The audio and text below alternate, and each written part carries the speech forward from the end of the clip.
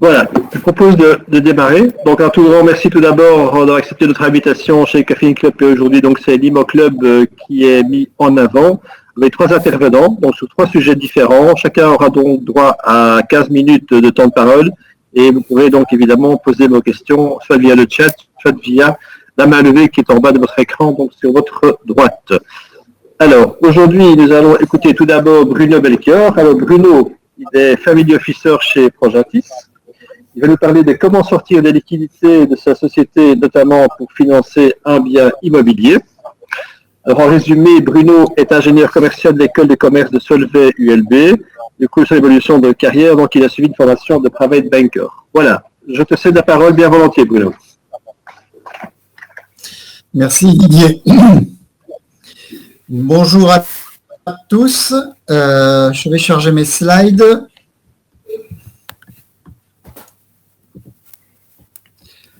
Tac. Est-ce que c'est en ordre, Didier? Oui, c'est parfait. Allô? Parfait. C'est parfait. Parfait. Ok, Oui. donc bonjour à tous. Bonjour à tous. Donc, comme Didier l'a dit, je m'appelle Bruno Belchior. Je travaille donc pour Progentis, un family office. Simplement pour démystifier le travail de family office ou de multi-family office dans notre cas chez Progentis. Notre rôle, en fait, c'est d'accompagner les familles, familles d'indépendants, d'entrepreneurs, cadres de direction ou familles qui ont du patrimoine. Et le but de cet accompagnement, c'est de permettre le développement, la protection et la transmission de ce patrimoine.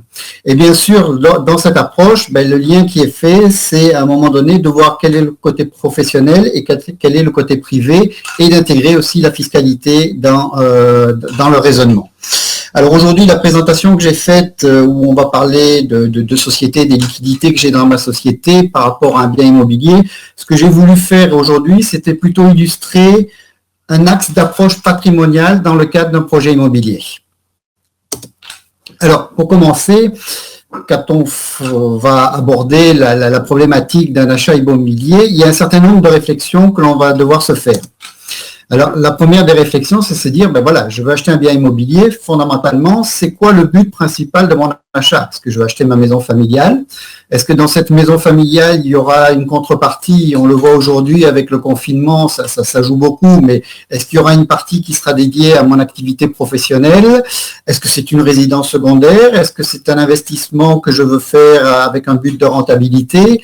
Donc ça, c'est, je dirais, des questions de base, et c'est vrai que quand on achète, on sait déjà la réponse que l'on va faire. Mais il est évident qu'à un moment donné, je reprends surtout l'exemple de la maison familiale, se poser la question en tant qu'entrepreneur, en tant qu'indépendant, tiens, est-ce que dedans je vais avoir une activité professionnelle, et auquel cas, comment je peux réfléchir pour intégrer cette activité professionnelle dans mon achat. Et ça nous amène à la deuxième question, qui est-ce qui achète? Est-ce que je vais l'acheter sur base du privé? Est-ce que je vais l'acheter sur base de ma société activité professionnelle? Ou est-ce que je vais l'acheter sur base d'une société immobilière qui a pour but plus investissement? Ou est-ce que je vais faire un mix de tout ça? Et les autres questions qu'on va se poser aussi, c'est se dire, tiens, est-ce que je vais l'acheter seul ou est-ce que on va l'acheter à plusieurs? Donc ça, c'est, je dirais, la base de toute analyse patrimoniale qui est de se dire, voilà, le scope de mon investissement, de mon achat immobilier, j'ai un certain nombre de questions à se poser. Et les deuxième questions qui vont venir, c'est comment je vais acheter?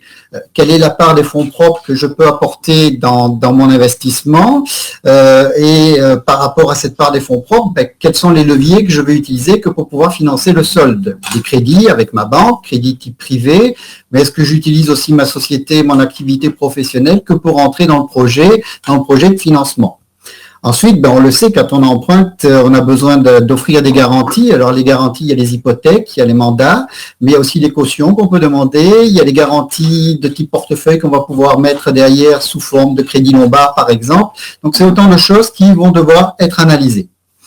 Et puis enfin, les autres questions qu'on va pouvoir se poser, et je sais qu'Aurélien reviendra sur certaines parties de ces points-là, c'est se dire comment je l'achète? Est-ce que je l'achète en pleine propriété? Est-ce que j'utilise une formule de type démembrement avec un usufruit nue propriété? Est-ce que je rentre dans une indivision, par exemple avec mes enfants? Est-ce qu'il est plus intéressant que j'achète en usufruit nue propriété suite à une planification patrimoniale avec mes enfants, ou est-ce qu'il est plus intéressant que j'achète avec eux avec une indivision dans laquelle ils vont acheter une toute petite partie du bien, mais qui permettra à un moment donné de sortir de façon avantageuse de cette indivision?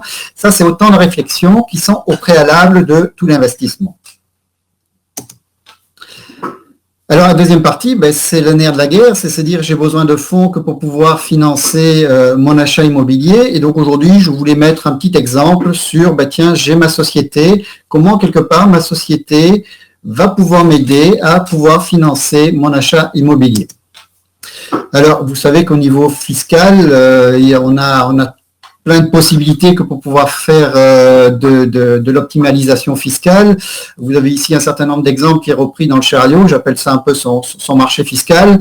Aujourd'hui, mon but n'est pas d'étendre à toute cette réflexion, mais c'est de prendre les principaux sur lesquels on va jouer, qui sont tout d'abord le salaire, puis les dividendes, la réserve de liquidation et enfin le deuxième pilier avec l'EIP ou l'assurance groupe et la PLCI. Alors, si je prends le premier levier, qui sont le salaire, on sait bien, le salaire, quand je joue sur mon salaire, en tant qu'entrepreneur, j'ai la possibilité de m'augmenter. Maintenant, ce que vous avez ici, c'est simplement de se dire, tiens, si j'augmente mon salaire, quel va être son impact? Et les chiffres que vous avez représentent, en fait, si j'augmente de 100 mon salaire, qu'est-ce qui va me rester au final à titre privé? Et donc, vous voyez qu'au salaire, il y a 3 niveaux sur lesquels il faut tenir compte. C'est qu'en fonction du salaire de départ que j'ai, il va y avoir un impact sur l'augmentation éventuelle de mes cotisations sociales, sur le fait de passer sur une autre tranche de cotisations sociales. Et vous savez qu'à partir d'un certain niveau, les cotisations sociales n'augmentent plus, il n'y en a plus. Et donc là, on voit que l'impact sera nettement moindre. Aujourd'hui, on a calculé qu'entre 40 et 70 000 euros, c'est là où la pression que l'on va avoir sur une augmentation de salaire sera la plus importante. Si je passe sur les dividendes, vous savez qu'il existe 2 types de dividendes. Il y a ceux à 30%, il y a ceux à 15%. Ceux à 15%, ça se fait surtout à la création de ma société. Où j'ai apporté en numéraire dans ma société, je suis en droit d'avoir, après 3-4 ans, des dividendes de l'ordre des dividendes à 15%. La réserve de liquidation, comme son nom l'indique, a plus pour but d'accompagner la fin de ma société et de faire en sorte que la réserve que j'aurai constituée va pouvoir être sortie à un taux avantageux. Maintenant, on sait aussi qu'avec la réserve de liquidation, lorsque je mets de l'argent en réserve de liquidation, au moment où je crée cette réserve, je paye 10% de taxes à titre de précompte. Je dois le bloquer pendant 5 ans et après 5 ans, je peux sortir cet argent à du 5%. Il n'y a que lorsque je liquide ma société, effectivement, où là, je n'ai plus cette taxe de 5%. Et enfin, il reste les 2 leviers qui sont liés au deuxième pilier de la pension, qui sont donc l'EIP, l'engagement individuel de pension, ou pour quelqu'un qui travaille dans une société, c'est plutôt les assurances groupes, et la PLCI, qui est plutôt la pension libre complémentaire qui est disponible pour tout indépendant. Et donc, quand je vois ici l'aspect fiscal des choses, on se dit le plus intéressant, c'est sur 100 que je mets, c'est la PLCI qui va me permettre de récupérer de l'ordre de 84. Maintenant, avec la PLCI, on est vite limité parce que les maximums sur base annuelle, on le sait, c'est de l'ordre de 3 700 euros. Et donc, c'est pas avec ça qu'on va se constituer un gros capital. Si je compare les uns par rapport aux autres et si je compare surtout par rapport à ma première tranche de salaire, on voit que en termes de levier avec la fiscalité, aujourd'hui, c'est sur le deuxième pilier qu'on a les plus gros leviers par rapport à une augmentation de salaire qui se situerait dans les premières tranches au niveau des cotisations sociales.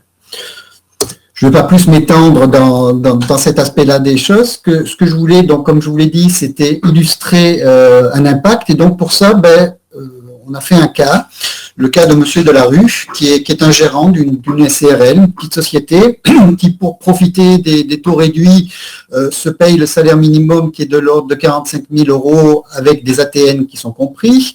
Il a une épouse qui est une personne au foyer, donc n'a pas de salaire. Et sa société dégage un chiffre d'affaires de 179 000 euros qui lui permet d'avoir un bénéfice, bon an mal an, de 80 000 euros par an. Monsieur souhaite, ici dans le cas présent, vendre sa société à 65 ans. Il est actif depuis 16 ans dans sa société. Il avait une carrière de salarié de 20 ans auparavant et il avait déjà constitué une PLCI qui lui permettra d'avoir un capital de 84 500 € à 65 ans. Bon, tous ces chiffres sont ici pour l'illustration de la simulation qui va venir après, parce que tout ça rentre en ligne de compte dans les différents calculs. Et donc, à travers le tableau que vous avez ici, eh bien, on a voulu simuler l'impact des différents leviers qu'on peut utiliser. Donc, si je prends par exemple le salaire, vous avez d'abord le chiffre d'affaires au niveau de la société, et on se dit, ben, tiens, je vais me payer un salaire de telle manière que ma société ne dégage plus de bénéfices. Donc, ça veut dire que si je garde, par exemple, un niveau de vie, consommation de l'ordre de 25 000 € qui correspondra à ce qui me reste en net quand j'ai un salaire de 45 000, ça veut dire que ici, dans ce cas présent, j'ai un salaire net de l'ordre de 60 000 qui me permet de faire une épargne privée de l'ordre de 35 000. Et cette épargne privée, ben, à 65 ans, vous le voyez ici dans le chiffre, avec un rendement plus ou moins neutre de 2 à 3%, eh bien, ça permettra de me constituer une épargne de l'ordre de 272 000. Et puis, on a fait le même raisonnement en se disant, mais je ne vais pas privilégier mon salaire, mais je vais privilégier plutôt les dividendes. Et donc, même topo, même calcul, et vous voyez qu'ici, on arrive avec le dividende à une épargne de l'ordre de 348 000 €. De même, on continue le raisonnement avec la réserve de liquidation. Donc là où l'argent est bloqué pendant 5 ans, ben là on voit que très rapidement, on arrive déjà à des montants de l'ordre de 400 000 € au moment de la pension. Et puis après, ben, le fin du fin, c'est de pouvoir mixer tout ça et de se dire, ben, tiens, je vais jouer sur mon EIP, donc l'engagement individuel du patient, sur ma réserve de liquidation, voire éventuellement sur le salaire. C'est les deux dernières colonnes que vous allez avoir. Et donc, tous les chiffres étant égaux, tout le contexte étant égal, ben, vous voyez qu'on arrive avec des montants qui sont assez différents. Et donc, vous allez me dire, ben oui, ben ici, c'est facile, j'ai envie de prendre celui qui va me rapporter le plus.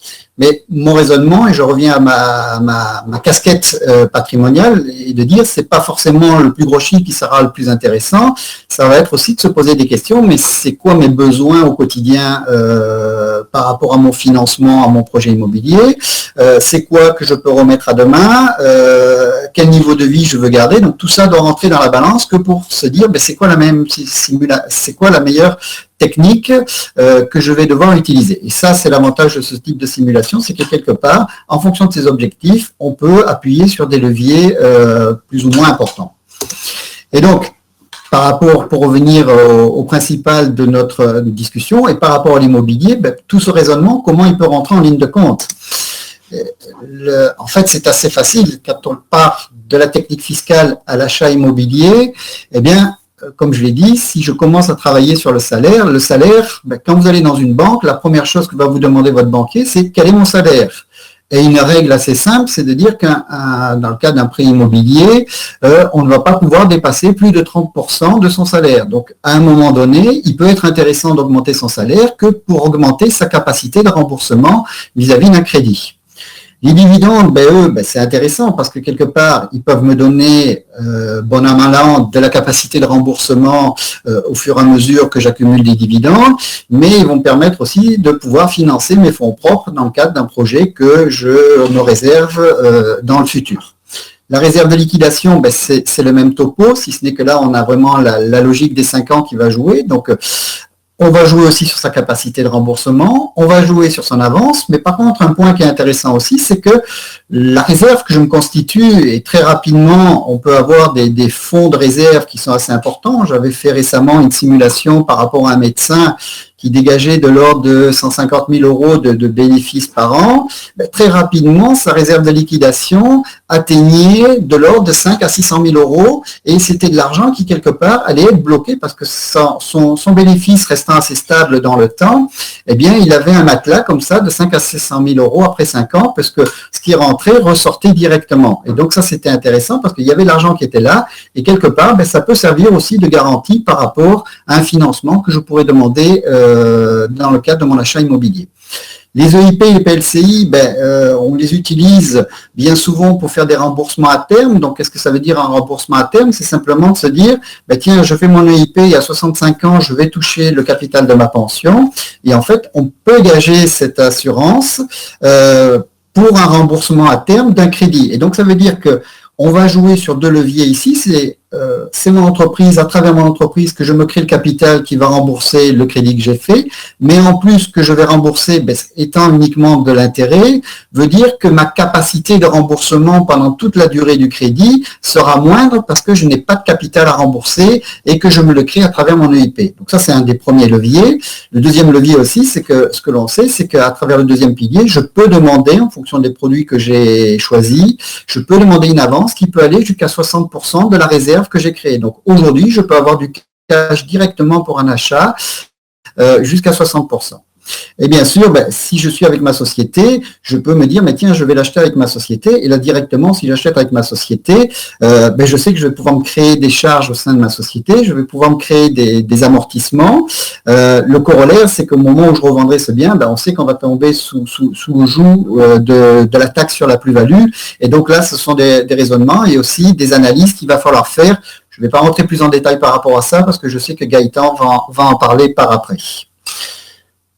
Pour conclure, je n'ai pas trop vu le temps que j'ai passé, mais pour conclure, donc aujourd'hui, ce que je voulais passer comme message, c'est que donc en termes d'analyse patrimoniale, il est important que chaque fois, on analyse quels sont les projets, quelles sont les priorités, quelles sont les affinités, quel est le carburant dont a besoin la famille pour pouvoir continuer à vivre. Et le fait de faire cette analyse dans cette globalité permet de développer des solutions qui sont sur mesure, des solutions qui sont tout à fait flexibles et qui devront être suivies parce que en fonction de l'évolution de l'activité notamment, il y a peut-être des opportunités qui vont se créer ou des problèmes qui vont se créer, qui vont devoir être réajustés. Et ça fait partie de tout notre accompagnement au niveau des familles. Tout ceci est basé sur quoi? Sur une méthodologie qui est précise, qui est du 100% personnalisé, qui reste tout à fait neutre en termes de choix de solutions, puisque c'est d'abord les besoins de chaque famille qui doit être mis en avant que pour pouvoir réaliser ces différents projets immobiliers. Et ça, pour nous, c'est la clé de la réussite. Voilà, j'en ai fini. En ik connecteer met iCloud. Dat is gewoon die foto. Allô Didier? Ah, voilà, le son était coupé, désolé. Grand merci à toi Bruno, donc timing bien respecté. Nous avons donc écouté le sujet financement, achat immobilier et prospection immobilière. Nous allons donc poursuivre avec Gaëtan Bruns. Alors Gaëtan, c'est le CEO de Locustone depuis plus de 3 ans. Il est expert immobilier, administrateur donc délégué de la société. Il est diplômé de l'IFAM, également gradué en agent immobilier. Et nous allons donc écouter Gaëtan sur le financement de l'achat immobilier et prospection immobilière. Donc, je vais ouvrir le micro. Je vais l'ouvrir chez toi, Gaëtan. Tu nous entends?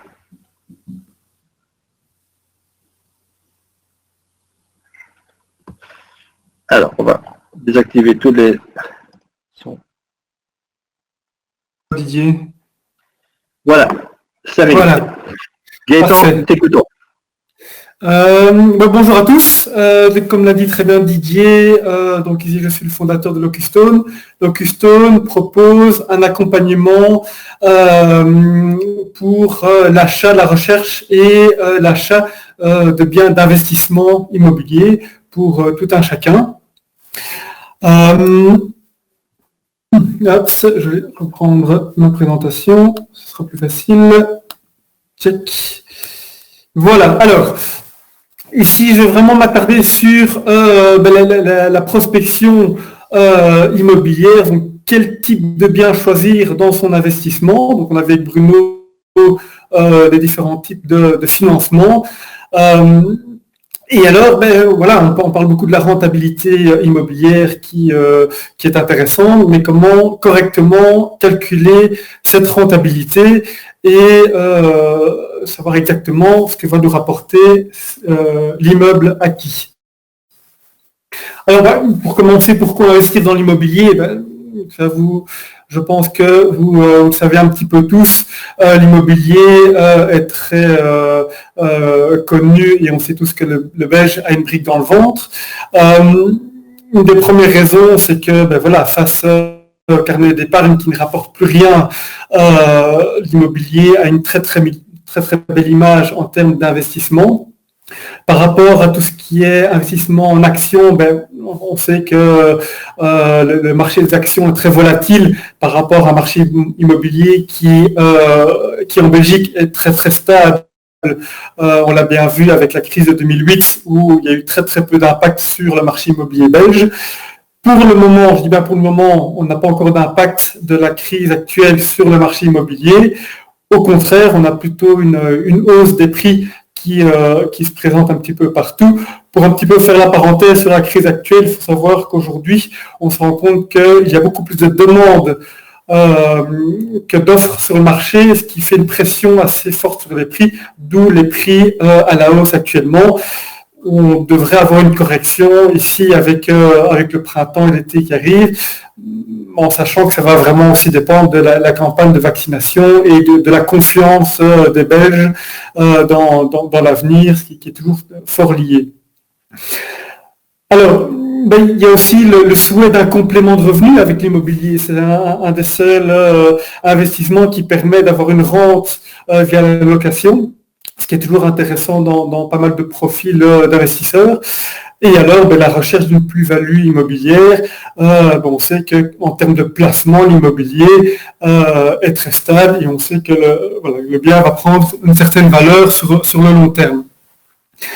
On voit aussi en Belgique une augmentation constante de l'activité immobilière pour plusieurs raisons. Il y a d'une part les taux d'intérêt hypothécaires qui sont planchés, donc qui sont vraiment intéressants actuellement. D'autres placements qui offrent un rendement faible ou en tout cas incertain, ce qui fait que le Belge a un peu plus de crainte et préfère se retourner vers l'immobilier. La stabilité du marché immobilier belge, que j'ai cité auparavant, et alors l'augmentation de la demande locative. Donc ça, c'est vraiment une tendance de fond. On voit bien que les nouvelles générations préfèrent louer plutôt qu'acquérir pour diverses raisons. Il y a un côté beaucoup plus mobile de cette nouvelle génération qui préfère ne pas être lié à un bien acheté où on sait qu'on doit rester au minimum 5 ans dedans si on veut récupérer nos billes à la vente. Et alors, il y a aussi l'autre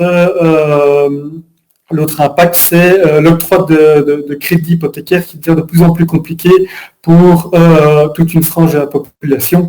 Et donc, on a vraiment cette augmentation de la demande locative qui s'est fait en Belgique. Alors, l'immobilier a cet avantage qu'il a une double rentabilité. J'en parlais juste avant, donc il y a bien sûr la rente locative qui permet de générer un revenu supplémentaire. Avec la question à se poser, quand est-ce que je veux toucher ce revenu? J'y reviendrai un petit peu plus tard. Une rentabilité qui peut aller de 2,5 et pour les plus beaux coups entre 10 et 12%. C'est beaucoup plus rare, c'est beaucoup plus risqué, mais c'est tout à fait possible. Avec le revers de la médaille, c'est que l'investissement immobilier demande du temps. Il y a la gestion à faire si on ne la délègue pas à d'autres personnes. Donc c'est un investissement personnel également, pas que financier. Il faut bien sûr calculer l'usure, le préparer. C'est un coût à anticiper. Et alors il y a toujours ce risque de chômage locatif et de problèmes locatifs également, des locataires difficiles ou problématiques. Ça peut arriver, personne n'est à l'abri. Donc voilà, ça fait partie un peu des risques de l'investissement locatif. Mais il ne faut pas l'oublier, l'immobilier est aussi un placement. Je l'ai dit juste avant, mais il y a cette solidité du marché belge qui a vraiment une prise de valeur constante d'année en année. Avec une prise de valeur entre 1,5 et 3% en fonction des régions et du type de bien. On peut tabler sur cette prise de valeur annuelle. Alors, la question aussi à se poser, plutôt acheter du neuf, du rénové ou à rénover, avec des points positifs et négatifs pour chaque type d'acquisition. On va commencer par les biens à rénover. L'avantage, c'est que le coût global est souvent inférieur, vu qu'on paye un bien souvent moins cher, et donc avec les droits d'enregistrement de 12,5 sur un coût plus bas, et la rénovation qui est taxée à du 6%. On a la maîtrise des travaux qui sont effectués, donc on sait exactement ce qui est effectué comme rénovation dans le bien, et donc la rentabilité est souvent plus élevée. On atteint souvent une meilleure rentabilité avec des biens qu'on rénove soi-même. Le revers de la médaille, c'est le revenu locatif qui est rapporté. Le temps des travaux, on compte souvent sur 6 mois pour des grosses rénovations. Voilà, c'est pendant 6 mois les revenus locatifs qui sont absents.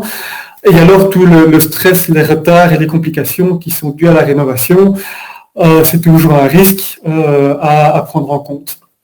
Alors il y a l'existant qui a été rénové. L'avantage, c'est qu'il n'y a pas de frais immédiats à rajouter dans le coût d'achat pour rénover le bien. La plupart du temps, le bien est déjà loué et donc c'est beaucoup plus facile de calculer la rentabilité exacte du bien parce qu'on a les loyers qui sont déjà perçus. C'est un avantage aussi pour l'octroi d'un financement parce que l'institution financière va pouvoir avoir une vue plus précise sur les revenus que génère le bien. Le revers de la médaille, c'est souvent le vendeur amortit ses coûts de rénovation qu'il a fait dans le bien, donc un coût d'achat un peu supérieur, et le risque de travaux qui n'ont pas été faits toujours dans les règles de l'art, à anticiper également. Et puis alors il y a le neuf. L'avantage du neuf, c'est que c'est vraiment, dans la plupart des cas, de nouveau, adapté aux dernières tendances d'occupation, donc en termes de surface habitable, en termes de disposition des pièces, en termes du nombre de chambres, en termes de confort. On sait que bien que le confort évolue avec les années. On a des normes énergétiques qui sont à jour et donc qui resteront à jour plus longtemps que sur des biens qui ont été rénovés parfois un peu trop à l'économie. Et le neuf présente un placement plus rentable parce que c'est des biens qui prendront plus facilement de la valeur que du neuf, que de l'existant, pardon, qui, de nouveau, s'ils n'ont pas été rénovés avec les dernières normes énergétiques, par exemple, mais prendront moins de valeur à long terme que le neuf. Le revers, c'est la TVA de 21% sur le neuf qui explose un petit peu le prix d'achat, et donc la rentabilité locative qui est souvent beaucoup plus faible dans le cas du neuf. On va un petit peu s'attarder sur l'investissement locatif. Donc là, on est vraiment sur un immeuble acquis, vraiment dans un but de conservation et de revenus locatifs. Avec la première question à se poser, est-ce que je souhaite un cash flow positif ou négatif? Donc est-ce que je souhaite que mes loyers remboursent en totalité ou en tout cas en grande partie mon crédit hypothécaire ou mon financement, ou parce que voilà, j'acquiers vraiment cet immeuble dans le but de faire un surplus de revenus, d'augmenter mes revenus, ou est-ce que je préfère rembourser, payer mon bien au plus vite pour pouvoir bénéficier des loyers en tout ou en grande partie, par exemple le jour de ma retraite. La deuxième question à se poser, qui est très importante, c'est est-ce que vous souhaitez assurer vous-même la gestion locative des biens immobiliers, avec la remarque de la distance par rapport au domicile. C'est toujours plus facile de gérer un bien qui se trouve à moins de 30 minutes du domicile plutôt qu'à 1 heure et demie de chez soi. Alors, il y a deux types de gestion, la gestion administrative, gestion technique, je ne vais pas m'y attarder, mais ça a des coûts différents. Il faut faire attention à la taxation. On a l'avantage pour du logement, il n'y a pas de taxation sur les loyers, vous avez juste le précompte immobilier. Je ne vais pas m'attarder sur la taxation parce qu'Aurélien s'en occupera bien mieux que moi. Mais voilà, sachez que si vous louez un bien meublé, mais là, le mobilier, lui, est taxé. et donc sur un loyer, on va prendre 40% du revenu locatif qui sera considéré comme du mobilier et qui lui sera taxé. Même chose pour les commerces et bureaux, là également, il y a une taxation sur le revenu cadastral. Prendre en charge également tout ce qui est frais et charges. Il ne faut pas oublier que ce bien doit être assuré. La gestion locative, j'en ai parlé, et anticiper toutes les petites réparations diverses, la vétusté du bien. Loué, on considère souvent que la vétusté est basée sur 6 à 10 ans en fonction des matériaux. Par exemple, la remise en peinture d'un bien en location, on considère que tous les 6 ans, un appartement, par exemple, doit être mis entièrement en peinture pour qu'il garde sa valeur locative. Alors, pas oublier que, de nouveau, la double rentabilité, comme j'en parlais avant, donc il faut savoir qu'il y a vraiment cette rentabilité locative et la rentabilité de l'immeuble qui, lui, va continuer à prendre la valeur s'il est correctement entretenu et que les travaux importants soient faits dans les temps pour pas dévaluer le bien. Alors ici, je vous ai fait un petit tableau pour montrer un petit peu la différence entre la rentabilité brute par rapport au net pour le locatif. Il faut savoir que la plupart des annonces immobilières présentent une rentabilité brute. Donc ça, c'est le tableau de gauche où on voit bien, sur un bien acheté à 800 000 €, on prend uniquement les loyers. Le calcul rapide, c'est le loyer mensuel divisé par la valeur du bien fois 12 mois, et on arrive à 6% de rentabilité, avec un loyer en poche de 4 000 € par mois. Ça, c'est le rêve. Maintenant, la réalité, c'est le rendement net, où là, on reprend le même bien, donc la valeur d'achat, 800 000 €. Je prends l'exemple d'un bien existant, donc avec des droits d'enregistrement à 12,5%, plus les frais notariaux, les loyers mensuels qui restent les mêmes. Je rajoute ici une gestion locative qui est équivalente à 10% du loyer. Donc là, ça comprend gestion administrative et gestion technique du bien, le précompte immobilier, les assurances, les réparations diverses en fonction de la qualité du bien. Ici, j'ai pris un calcul où on sera plus ou moins 4 200 € par an. Là, on voit tout de suite que la rentabilité a fondu et qu'on a une rentabilité réelle de 3,93% et donc un loyer mensuel net en poche de 2955,46 € par mois. Voilà, on voit vraiment la différence entre les deux, c'est assez flagrant. Donc ne vous laissez pas piéger par les annonces, calculez vraiment bien la rentabilité parce que dans le cas où vous souhaitez vraiment faire un supplément de revenus, il faut être sûr que le loyer mensuel net soit supérieur à votre mensualité de remboursement de crédit. Alors ici, dans ce slide, avec ce graphique, j'ai voulu démontrer un petit peu la prise de valeur que prend le bien, non seulement par le placement lui-même, c'est la courbe en rouge, et la prise de valeur plus le revenu locatif qu'il peut générer avec la ligne jaune, et le coût total du bien qui est représenté par la ligne bleue. Donc c'est toujours le même exemple avec l'immeuble à 800 000 € et les revenus locatifs à 4 000 € par mois. Et là, j'ai pris en considération de fonds propres basés sur 30% de fonds propres à l'achat du bien.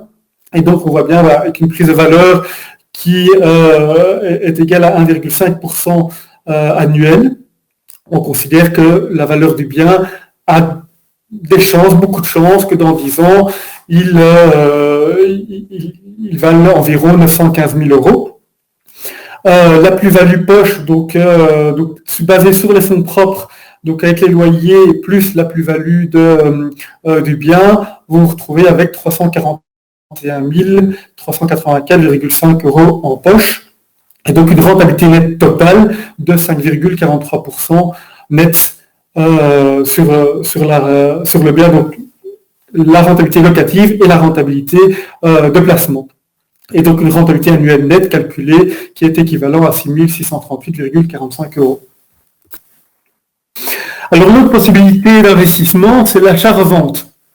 Et donc c'est vraiment l'idée, c'est d'acheter un immeuble pour le revendre sans toucher de rente locative et uniquement faire une plus-value sur la revente. Alors, ça ne touche pas uniquement des immeubles à transformer. La grande majorité, c'est ce type de biens où l'on va faire cet investissement. Et donc, l'idéal, c'est d'acheter un immeuble, le diviser et le vendre à la découpe. Ça, c'est ce qui est le plus rentable. On peut le faire aussi sur des terrains. Donc imaginez un terrain où on espère un terrain agricole qui deviendrait terrain à bâtir, c'est très compliqué, ça devient très rare, donc voilà, c'est un peu plus rare comme investissement. Ça peut être sur des maisons, des appartements à rénover totalement et revendre, et l'idéal c'est de revendre dans les 2 ans. Pourquoi? Parce qu'en revendant le bien dans les 2 ans, vous pouvez récupérer 3/5 des droits d'enregistrement. Tout cela, bien sûr, n'est pas gratuit. Il y a la taxe sur la plus-value. Ça, je vais brosser rapidement. Aurélien y reviendra un peu plus longuement. Sachez que si vous revendez dans les 5 ans, il y a une taxe sur la plus-value équivalente à 16,5%. Si le fisc considère que vous avez fait une spéculation immobilière, ça monte à 33%. Et pour les terrains, là, dans les 5 ans, c'est 33%. Et entre 5 et 8 ans, là, la plus-value est taxée à 16,5%. Alors, une question très importante aussi, c'est, quand revendre mon immeuble, est-ce que je fais vraiment cet achat-revente avec une revente dans les 2 ans où je fais vraiment un achat, je rénove, je divise et puis je revends à la découpe et je me fais une plus-value. Et avec ça, je permets de financer d'autres projets. La deuxième question qu'il faut se poser, c'est aux alentours des 8-9 ans de la possession de l'immeuble, dans la considération que l'immeuble a été rénové lors de l'achat. Pourquoi? Parce que c'est souvent à partir de la 10e année que les plus gros frais vont commencer à se présenter dans le bien. Et donc la question à se poser, c'est est-ce que ça vaut la peine de financer ces nouveaux frais de rénovation et de garder encore l'immeuble quelques années, ou de s'en séparer tant qu'il est encore dans un état tout à fait correct et loué, et avec la vente, financer un nouveau projet immobilier. Et là, le troisième scénario, c'est de se dire, voilà, ici c'est le cas de faire un bien de garde, de le garder, de faire les investissements qu'il faut pour garder une bonne rentabilité. Et voilà, par exemple, un immeuble qu'on garde pour avoir vraiment un complément de revenus pour la pension, et que dans 20 ans, il sera totalement financé, et ce qui sera beaucoup plus intéressant. Et donc on arrive justement à cette constitution d'un patrimoine immobilier. Et donc la première question, c'est acheter en personne physique ou en société. Il y a pas mal de petites subtilités par rapport à cette question. À nouveau Aurélien en parlera un peu plus longuement. C'est la question, est-ce que c'est un patrimoine que je souhaite léguer à mes enfants, par exemple, à mes héritiers? Et donc, comme Bruno l'a suggéré, c'est l'achat en nue propriété, et avec l'usufruit qui est gardé pour soi. La question aussi, j'en parlais au début, c'est à quel moment ai-je besoin des revenus locatifs? Est-ce que c'est un complément de salaire immédiat, ou est-ce que c'est vraiment un immeuble qui est prévu pour financer ma pension? Et donc, on compte plus sur les revenus le jour de la pension, avec un financement beaucoup plus rapide du bien. Et alors, l'avantage de l'achat de biens, c'est qu'on peut s'en servir pour faire des effets de levier pour l'acquisition de prochains immeubles, et permettre une constitution d'un patrimoine immobilier grâce aux immeubles acquis dans un premier temps. Voilà, j'ai un petit peu fait le tour de tout. Je vous remercie pour votre attention et je répondrai à vos questions après Aurélien. Voilà, merci pour ton intervention, Gaëtan. Donc, Gaëtan Brel, donc, il est CEO chez Ocustone en termes de financement, achat immobilier et prospection immobilière. On va donner la parole à présent à Maître Aurélien Bortolotti. Taxation des loyers privés professionnels, précompte immobilier et mise en garde sur l'achat et revente immobilière. Tout un programme, n'est-ce pas, mon cher Aurélien? Alors, Aurélien est avocat au barreau de Liège, oui. Il est professeur à la Chambre belge des comptables et experts comptables. Il est administrateur de AIS Agent Immobilière et il a une formation de licence en droit avec une grande distinction à l'Université de Liège et un master complémentaire HEC, ULG, fiscalité entreprise et droit. Je te cède la parole bien volontiers.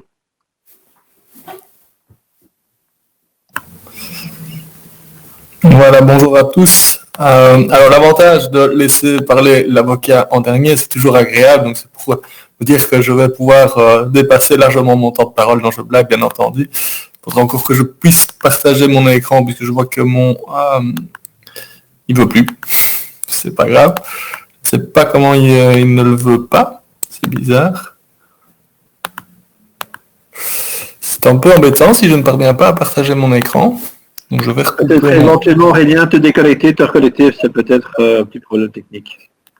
Ah ok, d'accord. Donc je me déconnecte et tu me relances tout de suite. Ok, ça va. Oui, voilà. Je le fais.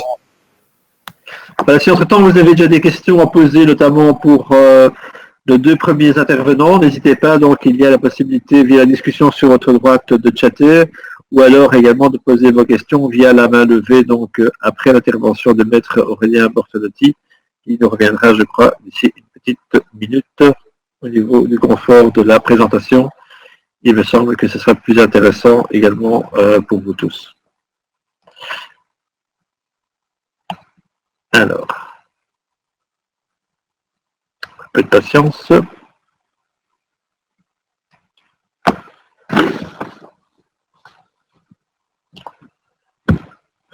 Voilà, je profite également pour vous informer donc, que nous avons hier une conférence également très intéressante avec IDEA le développement et Katia de Fingaz qui est membre de l'Ecofin Club. Ah voilà, nous avons des informations avec Maître Bortolotti.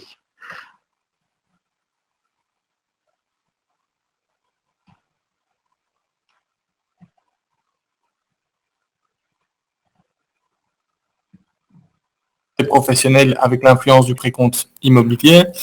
On envisagera ensuite l'apport d'un immeuble en société, le démembrement de propriété, question particulière, la gestion anormale d'un patrimoine privé, et point 5, achat et revente immédiat. Et puis une petite conclusion.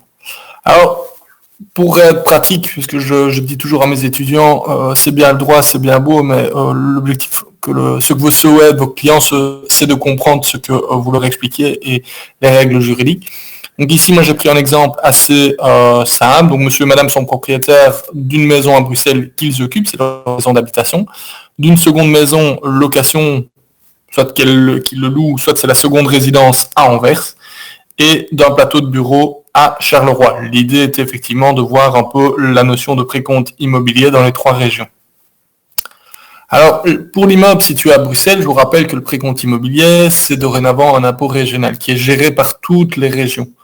La dernière en date, c'était la région wallonne, mais depuis le 1er janvier 2021, tout a été transféré à la région.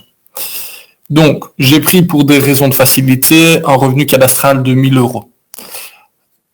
Alors, on a adopté un coefficient d'indexation de 1,8630 pour l'année 2021. Je vous rappelle que le coefficient d'indexation, en fait, il vise à compenser l'absence de péréquation cadastrale.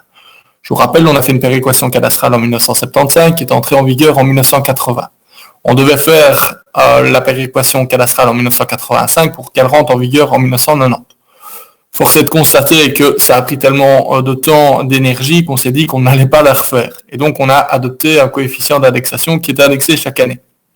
Alors, pour rappel, les taux, 1,25 pour la région de Bruxelles-Capitale, centime additionnel pour la ville de Bruxelles, 29,50, et pour la centime additionnelle de 959 pour l'agglomération bruxelloise. L'agglomération bruxelloise, elle n'existe plus que pour le précompte immobilier. Alors, au profit de la région de Bruxelles-Capitale, monsieur et madame vont payer 23,29 €. profit de la ville de Bruxelles, 687,06 € et au profit de l'agglomération bruxelloise, 230,34 €. Évidemment, c'est pas chacun, ils vont recevoir qu'une invitation de paiement et c'est la région de Bruxelles-Capitale qui reversera à la ville et à l'agglomération. Alors, au point de vue fédéral, donc ça c'est un autre impôt, c'est la feuille de déclaration en fin d'année au 30 juin, décalé si vous êtes Taxon Web ou encore au mois d'octobre si vous avez un mandataire. Bien, ici, c'est la maison d'habitation. Fort heureusement, elle est exonérée. Alléluia, on va dire, et encore heureux. Alors pour l'immeuble situé à Charleroi, toujours la même idée, c'est le revenu cadastral 2000, le coefficient d'indexation n'a pas changé, le taux au profit de la région Wallonne, c'est 1,25. Par contre, vous voyez que les centimes additionnels, c'est 28,25, et pour la province du Hainaut, c'est 1895. Et donc, vous voyez que pour la région Wallonne, ça ne change pas beaucoup par rapport à la région de Bruxelles-Capitale, c'est 23,29. Au profit de la ville de Charleroi, on est un peu moins élevé de mémoire, mais au profit de la province au profit de la ville de Charleroi, on est un peu plus élevé, mais au profit de la province du Hainaut, on est un peu moins élevé. Mais vous voyez déjà qu'on est déjà, tantôt j'étais à 900, maintenant on est déjà à 1122,58 €. Donc déjà, investir en région Wallonne, c'est déjà moins intéressant parce que les taux des additionnels communaux et provinciaux sont plus élevés. Alors, comme c'est un immeuble de bureau, la société qui les exploite ou l'entreprise qui les exploite, personne physique, personne morale, va pouvoir déduire ses loyers. Donc, si un déduit ses loyers, bien ça veut dire que le propriétaire, lui, va être taxé sur les loyers réellement perçus. Ce qu'on enseigne toujours, c'est que ce que l'administration fiscale vous consent d'une main, elle le reprend de l'autre. Donc, si le locataire peut déduire, le propriétaire va être taxé. Alors, je vous ai mis le calcul, j'ai pris un loyer mensuel de 500 €. Évidemment, tous ces chiffres doivent être adaptés. Mais l'idée, c'est quoi? C'est qu'on va être taxé sur les loyers réellement perçus, moins un forfait de 40%. Forfait qui représente un peu les frais d'entretien à ce niveau-là. Si vous avez exposé des frais supplémentaires, plus de 40%, malheureusement, vous ne pourrez pas aller au-delà. Si vous en avez exposé de moins de 40%, c'est toujours effectivement plus intéressant. Et donc ici, ça va être quoi le calcul? C'est 500 € x 12, fois 12 mois, moins le forfait de 40%. 6 000 € moins 2400 est égal à 3600 €. Alors, petite particularité, ce forfait de 40%, donc de 2400 € ici, doit être inférieur ou égal à 2/3 du revenu cadastral revalorisé. Donc ça, pour les comptables, il y a un double calcul à effectuer. Et si c'est encore le propriétaire est également administrateur de la société qui est locataire, il faut encore faire un autre calcul pour voir s'il n'a pas exagéré. Et donc, on ne doit pas requalifier ses revenus immobiliers en revenus professionnels. Je ne rentre pas dans cette catégorie. Et donc, ici, prenons l'hypothèse que monsieur et madame ne sont pas administrateurs de la société. Eh bien, monsieur et madame vont être taxés sur 3600 €. J'ai pris un taux d'imposition de 55%. C'est peut-être un peu élevé, on pourrait dire 50%, mais voilà, c'est un peu le taux que je rencontre régulièrement. Eh bien, ils vont devoir 1950 € d'impôt. La deuxième habitation ou la maison qu'ils mettent en location à titre privé à Anvers, toujours la même hypothèse, c'est revenu cadastral 2000, coefficient d'indexation 1,8630 pour l'année 2021. Et là, par contre, on voit que le taux pour la région flamande est de 3,97 où auparavant il était de 1,25. Et vous voyez que les centimes additionnels, par contre, eux, ils sont nettement moins élevés, tant pour la ville d'Anvers que pour la province d'Anvers. Donc vous voyez 850 € et 145,33. Donc ça veut dire qu'au profit de la région flamande, ils vont payer 73,95 €, ou là où les Wallons et les Bruxellois payent que 21 €.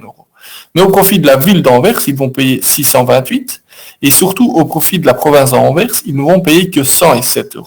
Et au total, ils vont payer 810 €, où je vous rappelle, on était à plus ou moins 950 pour Bruxelles, et plus ou moins 1100 pour Charleroi. Ça vaut effectivement au niveau du précompte immobilier. Au niveau fédéral, bien là, comme c'est leur maison d'habitation, c'est une seconde maison d'habitation, une seconde résidence, si vous voulez, ou une maison qu'ils louent à titre privé, c'est-à-dire que le locataire ne va pas déduire son loyer, et bien dans cette hypothèse-là, dans ces deux hypothèses-là, ils vont être taxés sur le revenu cadastral indexé, majoré de 40%. Donc ici, ça donne plus ou moins 2608 €, et j'ai repris un taux d'imposition de 55%, ce qui va donner 1434,51 €. Donc si il le loue à 500 €, ben vous pouvez faire le delta de différence, vous verrez que c'est effectivement, et c'est la raison pour laquelle on rencontre bien plus de gens qui louent à des personnes qui n'exercent aucune activité dans ces lieux-là. Pourquoi? Parce que c'est favorablement taxé. Et donc, pour un bien, leur maison d'habitation, eh bien, ils vont être taxés de 940 €, c'est-à-dire le précompte immobilier. Pour l'immeuble situé à Charleroi, ils vont payer 3072,58 €. Pour le précompte immobilier et donc pour l'impôt fédéral, et pour l'immeuble situé à Anvers, ils vont être taxés de 810 € au titre de précompte immobilier et 1434 au titre fédéral, soit 2244 €. Et donc un montant total de 6257,90 €. Vous pourrez faire vos calculs chez vous avec votre revenu cadastral. Vous pourrez ainsi voir ce qu'il y a lieu de faire.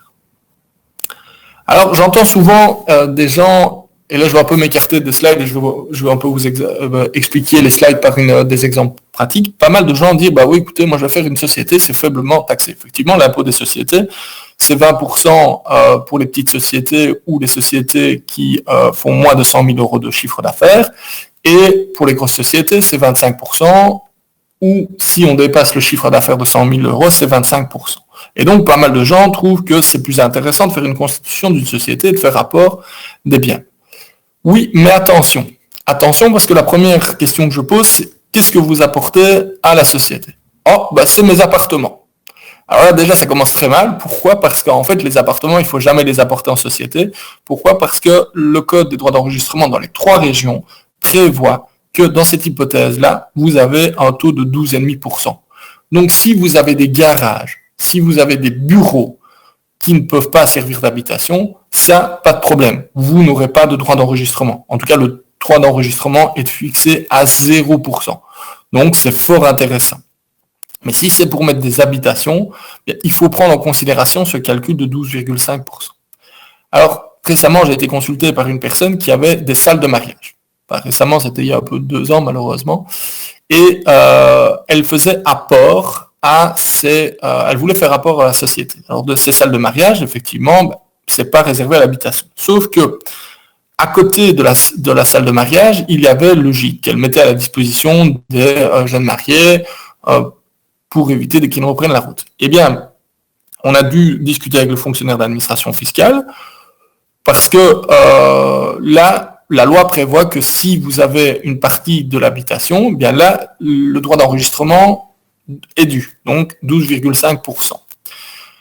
On a dû discuter en fait de la valeur vénale de cette partie d'habitation pour éviter qu'il n'y ait des problèmes. Mais donc ça veut dire que si vous avez un immeuble mixte, pas de panique, vous pourrez bénéficier du droit d'enregistrement de 0% sur la partie qui n'est pas affectée à l'habitation. Donc il y a quand même moyen d'être intéressant fiscalement à cet égard.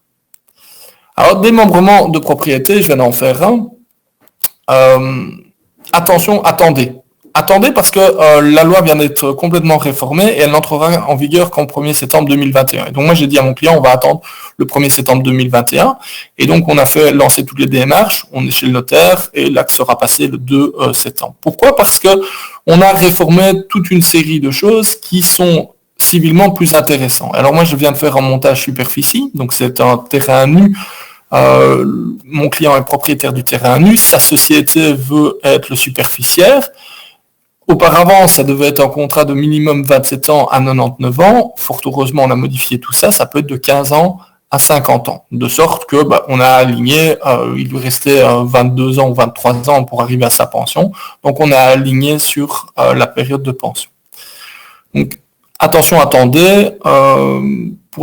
Pour ces montages-là, superficie, amphithéose, usufruit et indivision. Alors, je vais faire un petit focus sur l'usufruit nue propriété parce que ça, souvent, c'est un peu méconnu et ce que j'entends régulièrement dans le chef de mes clients, c'est dire, bah oui, mais on va prendre la nue propriété, moi, je suis le gérant de la société, j'ai fait une acquisition en nue propriété, et la société va prendre l'usufruit à concurrence de 80%. Donc moi, à la fin de l'usufruit, à la fin de la durée du contrat, je récupère le bien et je ne dois aucune indemnité. Oui, mais attention parce que l'administration fiscale a mis énormément de balises à cet égard, et donc je reviendrai sur le slide après avec les considérations.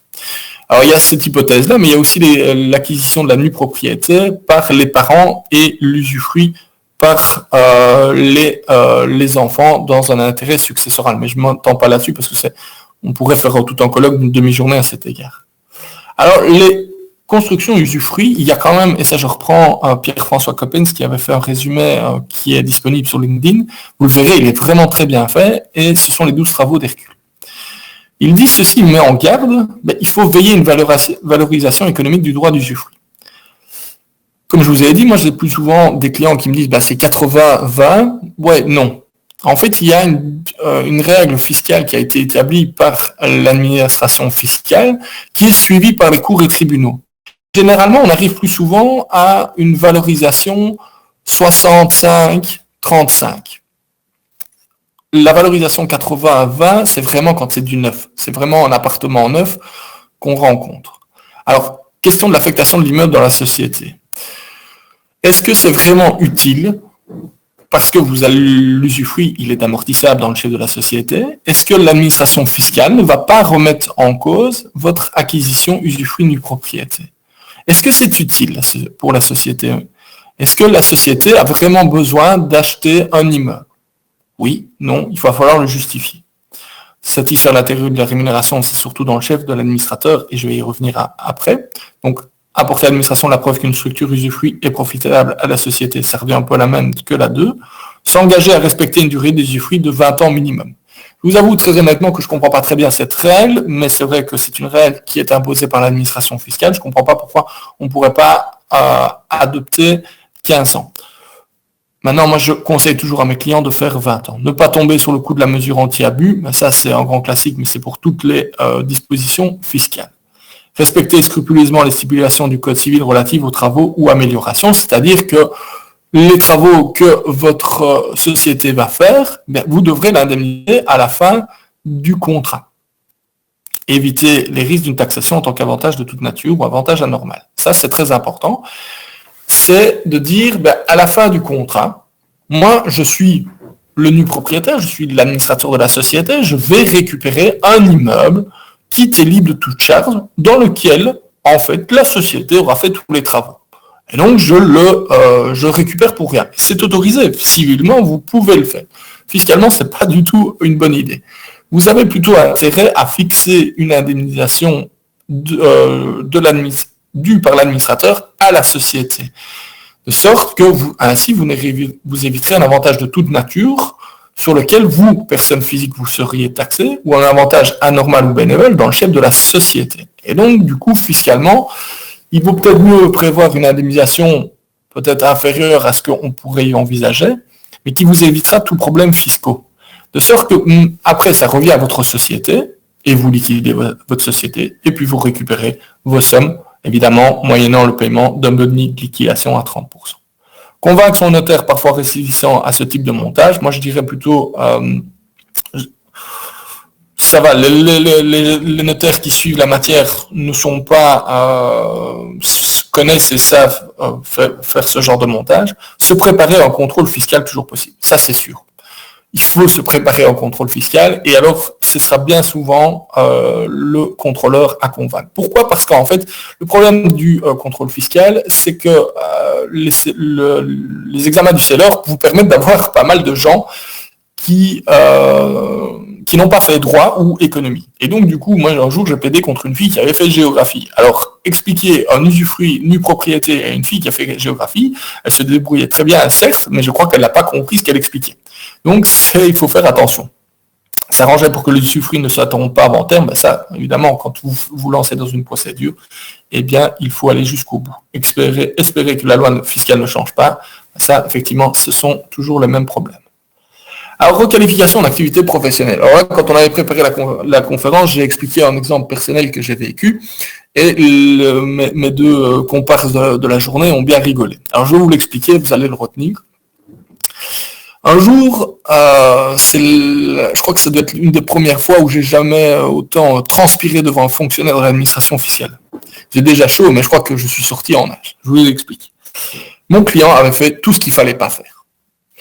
Mon client avait travaillé comme agent immobilier dans une grosse boîte de construction. Son épouse était également secrétaire. Et donc, du jour au lendemain, ils plantent tout. Et ils se retrouvent au chômage.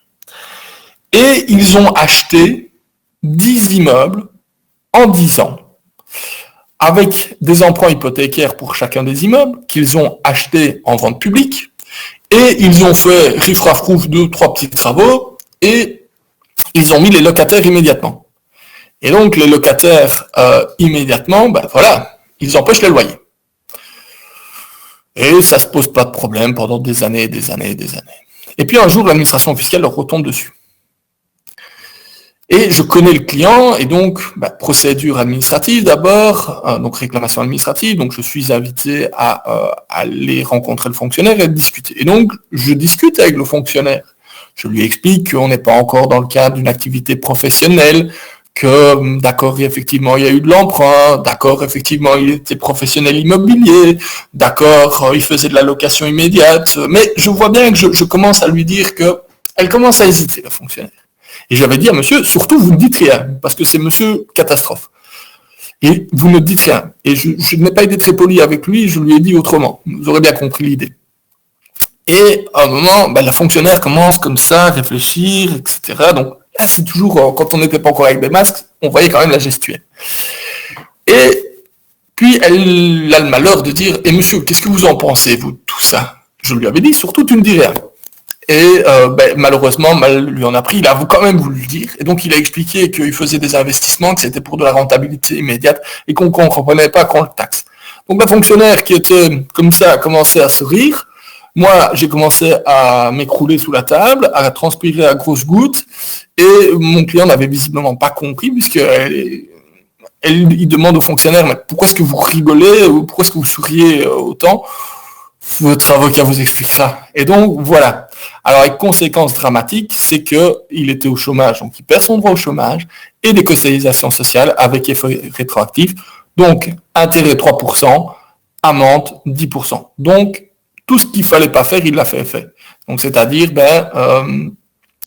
achat recours à l'emprunt hypothécaire, achat pour location immédiate, achat en peu de temps, et il était spécialiste dans l'immobilier. Donc là, on a requalifié un revenu professionnel. Alors, petit tempérament, il avait conservé toutes ses factures, et donc il était en perte fiscale qui était reportable pendant 7 ans. C'est le seul tempérament à ce niveau-là. Alors, l'achat et la revente, la plus-value, il y avait 3 types, il y a 3 dispositions fiscales. 98e, c'est pour les immeubles non bâtis, et ça, Gaëtan vous a explosé les taxations. 33% si vous achetez un terrain et que vous le revendez dans les 5 ans. 16,5% si vous l'achetez et que vous le revendez dans la période 5 ans après l'achat, mais 8 ans. Donc, très honnêtement, si vous avez le cas, dites à votre client, ne vends pas, garde-le pendant 8 ans et l'éventuelle plus-value que tu feras, elle sera exonérée. Pour les immeubles bâtis, c'est pas la 90 12e, c'est une faute de frappe, mais c'est 90 10e. Et on va voir un exemple tout à l'heure. Et puis, vous avez les revenus spéculatifs. Ça, c'est la disposition générale, c'est 90 premièrement, avec un taux d'imposition de 33%. Alors, je vais vous expliquer un petit exemple, et vous penserez à moi, je l'ai expliqué hier à mes étudiants, c'est le parrain de mon deuxième. Le parrain de mon deuxième se sépare de sa compagne et il décide d'acheter un château d'eau. Regarde Aurélien, j'ai acheté un château d'eau. Mais c'est vraiment un château d'eau un château d'eau, sans eau évidemment, fort heureusement. Et donc, il avait un projet magnifique avec un architecte qui le suivait. Il l'achète pour 40 000 €. Après 2 ans, je pense qu'il tombe, il rencontre une nouvelle fille, sa nouvelle compagne va lui dire, écoute, je t'aime bien, mais ton projet, je ne vais pas aller à vivre dans un château d'eau à Haute-Ciplou, les Bains-de-Pied. Et donc, elle lui dit gentiment, écoute, abandonne ton projet et vends ton projet. Et donc, il va vendre son projet. Et il le vend 80 000 €.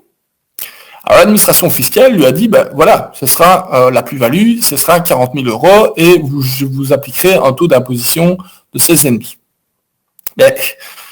Et donc, le voilà avec une taxe. Et donc, il me sonne, Aurélien, je reçois un avertissement extrait drôle, c'est quand même un peu bizarre, je comprends rien du tout, est-ce que je dois marquer mon accord, etc.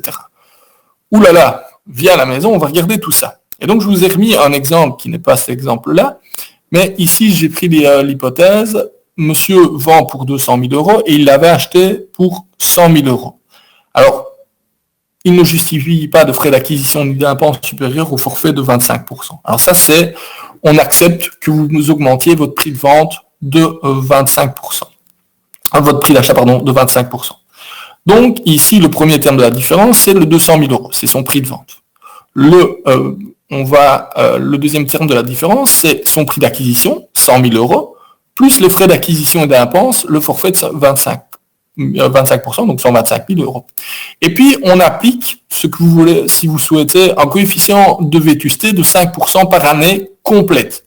Donc, ici, c'est 25 octobre 2016, 25 octobre 2017. S'il vend dans l'année, s'il avait vendu, par exemple, le 25 décembre 2016, il n'aurait pas eu droit à ces 5%. Donc, il faut vraiment qu'il y ait une année complète qui soit réalisée. Donc, ici, il y a eu 2 ans. Donc, on va appliquer un forfait de 10% sur le montant de 125 000 euros. Et donc, c'est comme ça qu'on va calculer. Alors, ça fera une différence de 62 500 euros. Et la plus-value, bien, sera taxable à du 16,5, 10 312 euros. Et ça devrait être déclaré dans la déclaration fiscale.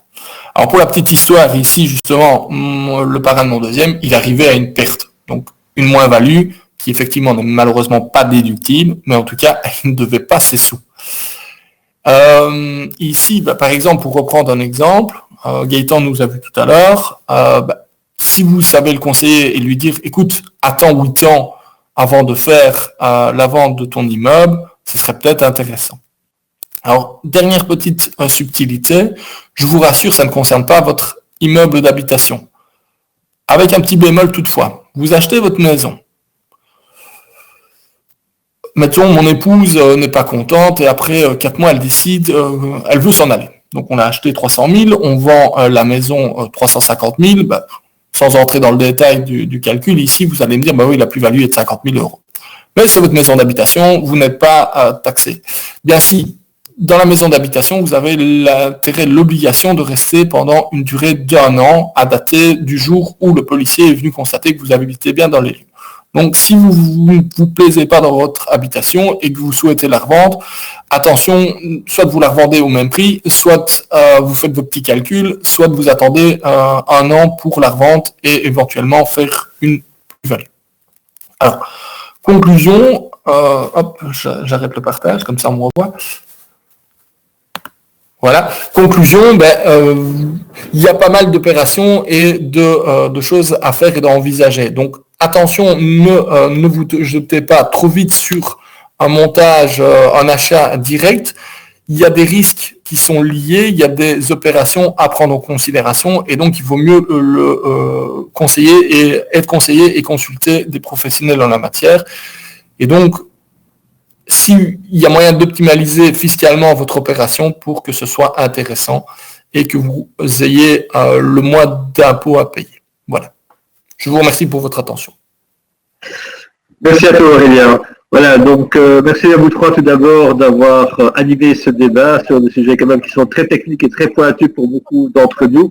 Vous pouvez donc éventuellement poser vos questions soit en direct, soit un peu plus tard. N'hésitez pas non plus à nous envoyer un mail éventuellement pour des questions qui sont vraiment un peu plus précises, parce que chacun, évidemment, a un cas bien particulier donc à défendre. Est-ce qu'il y a des questions éventuellement pour nos 3 intervenants?